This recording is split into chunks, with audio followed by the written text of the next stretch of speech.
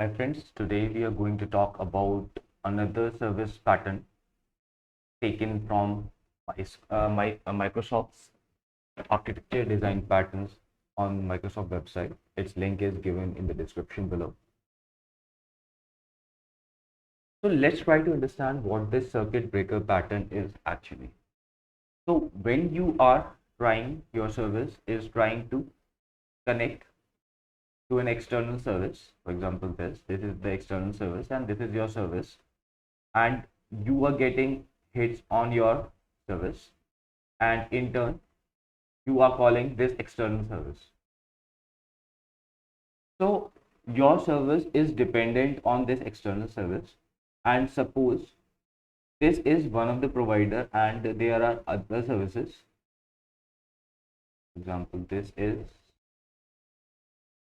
another service.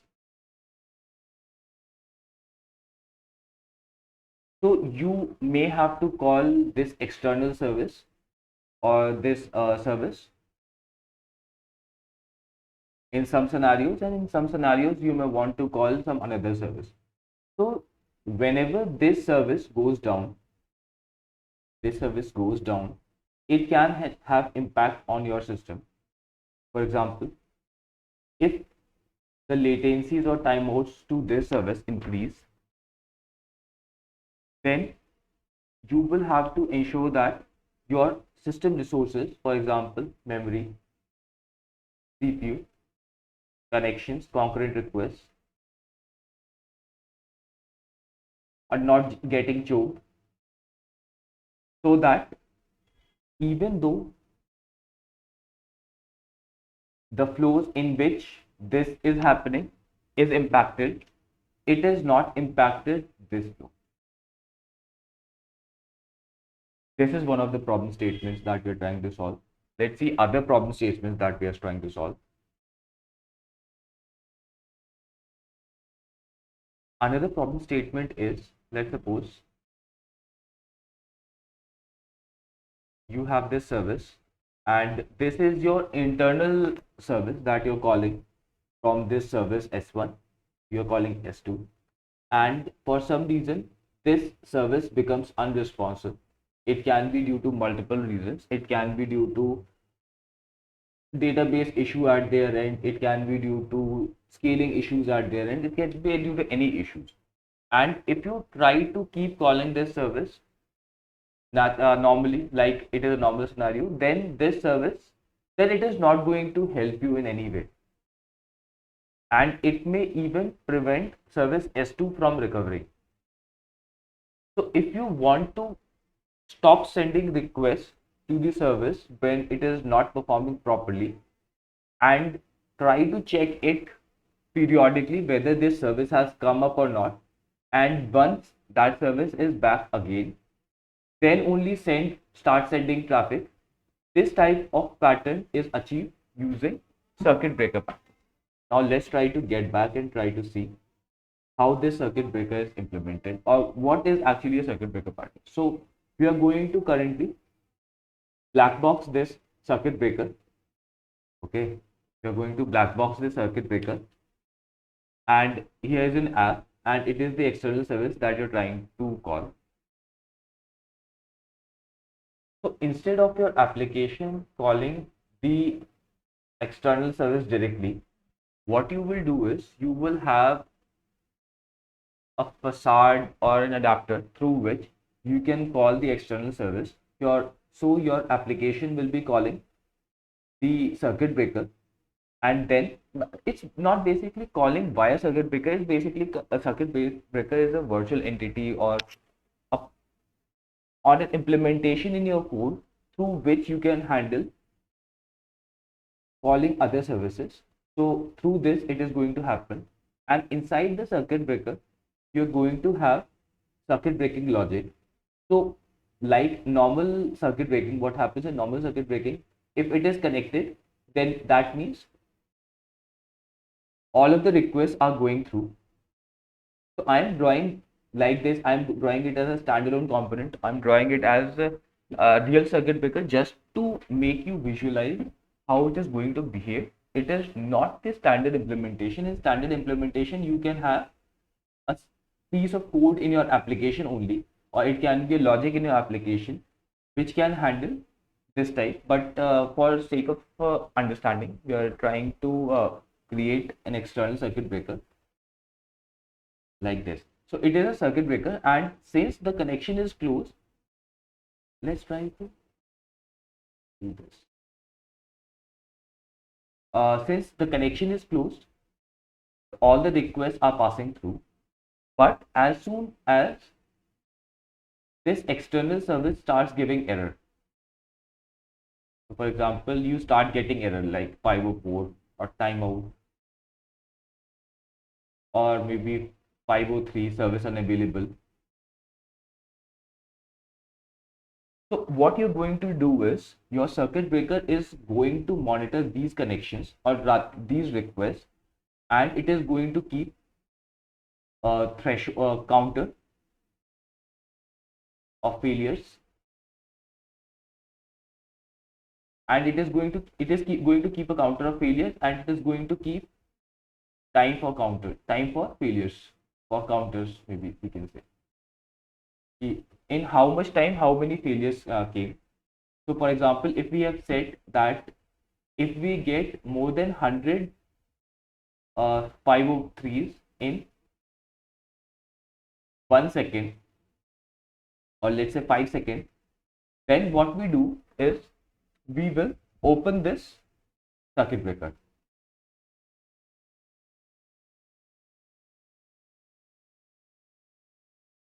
We have opened the circuit breaker. Then now the requests are not allowed to go through. Requests are not allowed to go through.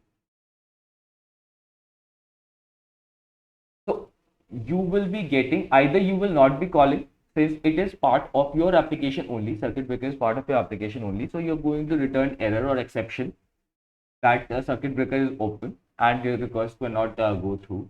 And periodically your circuit breaker code is going to check with the external application whether it is performing or not. This is called health check. It is going to health check or send some portion of requests. For example, it is going to keep health checking, and it is going to keep a timer. Timer is the time for which the circuit breaker is open and it is not sending requests, and health check are the requests or portion of requests that is going through to check whether this service is back up or not.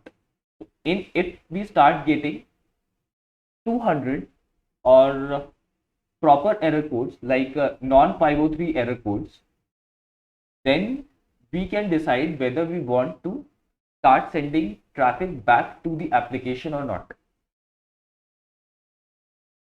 So after one of the things is we can have a timer, let's say for 1 minute. We can open the circuit breaker for 1 minute, and after 1 minute we can close the circuit breaker. I'm going to explain how we're going to close the circuit breaker, but we can say that we are going to close the circuit breaker or start sending traffic. And another way is we can have health checks in which some portion or very less portion, like 1% of the APIs are going through to your application, and they are the ones deciding whether the failures are still occurring or not. And if the failures are not occurring, circuit breaker can start sending the traffic again. So these are the two ways in which your circuit breaker can decide whether you want to send the traffic or not. So the two ways are health check and timer. It is up to you which method do you want to implement, and if you want to implement both or not.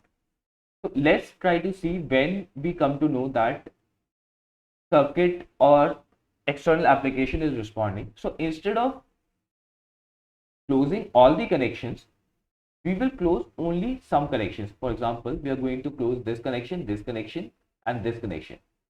This pictorial representation shows that still only these connections are closed, these two connections are open. Okay, so it is not going to send all of the requests which are coming from application, it is going to send only half or some major portion of the request.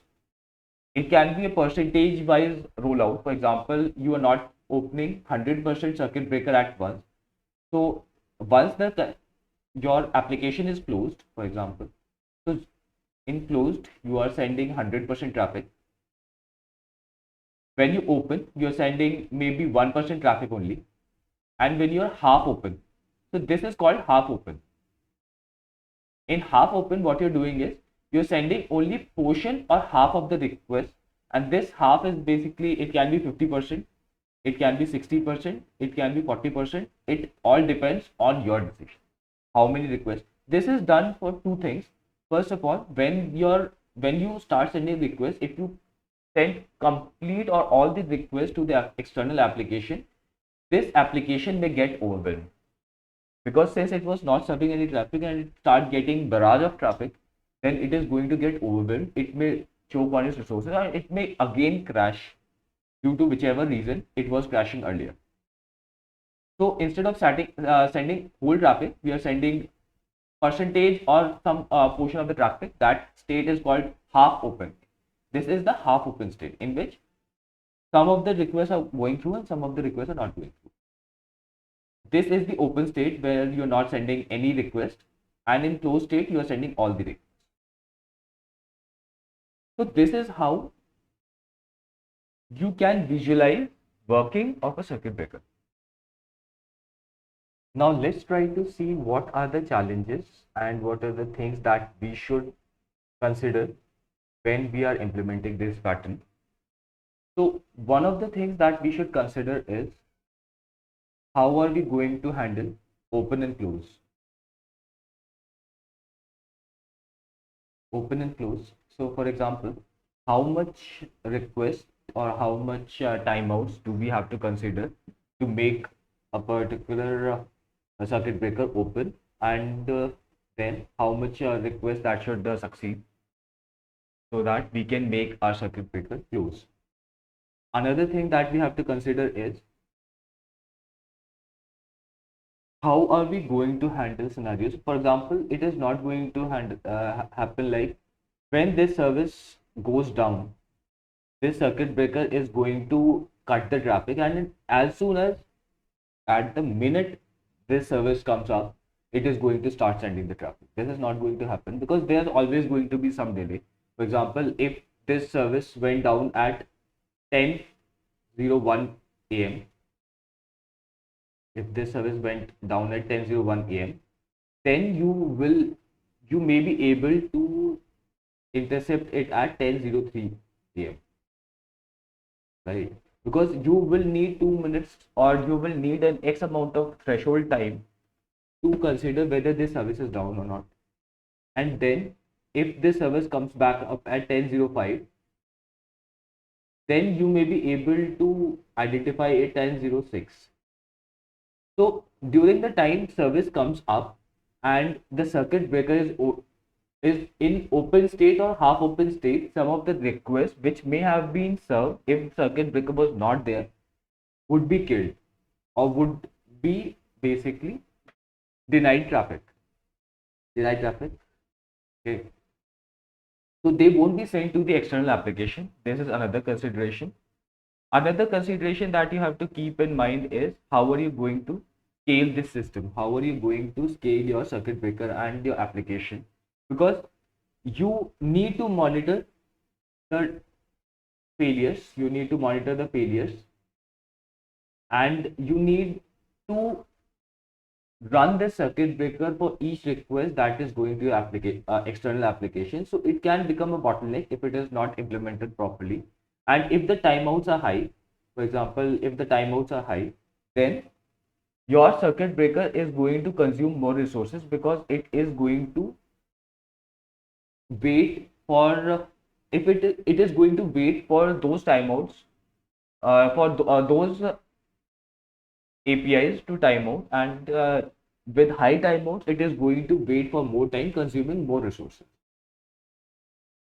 Another thing that you have to consider is logging inside this circuit breaker. So for each request that is passing through and for each request that is failing. So for example, when the circuit breaker is open and circuit breaker is closed, so you need to log each of these requests so that you can identify why the circuit breaker was opened and why the circuit breaker is closed if there is any production issue happening due to it. So it is always good to have logging of requests that are going through your circuit breaker, whether it is failed or success request. Another thing that you have to keep in mind is that application needs to handle the exceptions that are sent by circuit breaker, because when the circuit breaker is open, then circuit breaker is going to return the response from here. It is not going to land to your external application. So your application needs to handle the exception or failures sent by circuit breaker. As we have already discussed, for recovery, we have to ensure that circuit breaker does not remain in open state or does not stop sending requests for large duration of time, because in that duration, if the external application has recovered, then our circuit breaker will be falsely preventing genuine traffic to land on the external application, leading to business losses.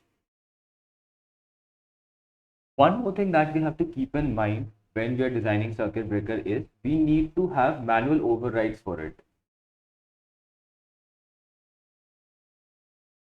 So in production scenarios, let's say you are facing an outage in this application, and you know you know that this outage is going to take some time to recover. So in that case, you can have a manual overrides or switches which you can manually turn on and off. For example, if you know that this service is going to be down or crash for some duration, you can open the circuit breaker manually, and in the reverse scenario, you know that this service has recovered and circuit breaker has not yet started sending traffic to this application, you can manually override the circuit breaker to start sending the traffic. Another thing that we can do is retry logic. Though this is very application specific, for example, some applications may not want requests to be retried without application's intervention, but in some cases it is okay to have retry logic in the circuit breaker where application does not bother if the requests are retried or not. So in circuit breaker we can have a retry logic which is logging all the requests that are not sent from application to the external instance. So when this instance due to circuit being open, when the circuit is closed, circuit breaker can itself retry the failed request or retry the requests which were not sent to the external application and can take action accordingly. And your application can take action accordingly. One more thing that we have already discussed, but I would like to reiterate is, for example, if you have two services, this is external service 1 and this is service 2.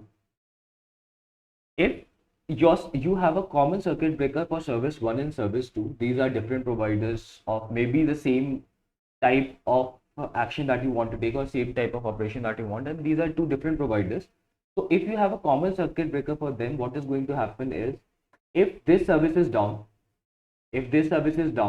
then your circuit breaker will open and will even stop sending traffic to service S2, which was functioning normally. So it is good to have differentiation in the requests that are being sent, so that crash in service 1 is not mistaken for crash in all the services. So circuit breaker should differentiate between these two services. Another thing that we have to consider is, since all the requests are going through the circuit breaker, it should not become the bottleneck in the system. It should not be concurrency bottleneck or any kind of bottleneck in the system, so that though it was added to provide better resilience in the system, it itself becomes a bottleneck for the system. So it should be able to scale.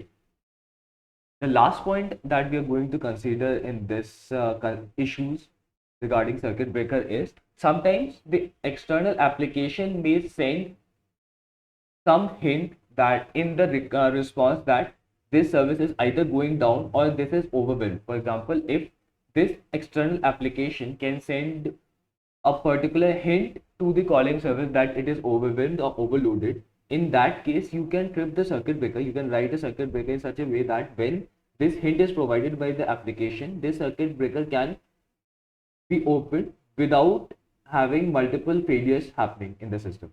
So it can be a preventive measure so that external application or the application that you're calling is not crashing. So with the hint from external application, circuit breaker can be written in such a way that those hints can be handled even though there are no failures in the system. This is called accelerated circuit breaking. Accelerated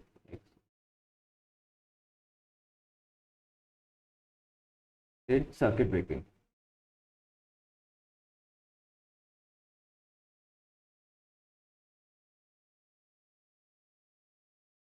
So friends, this is all for the circuit breaker pattern to prevent your services from getting overwhelmed by the calling service. This can be handled in different ways we have discussed.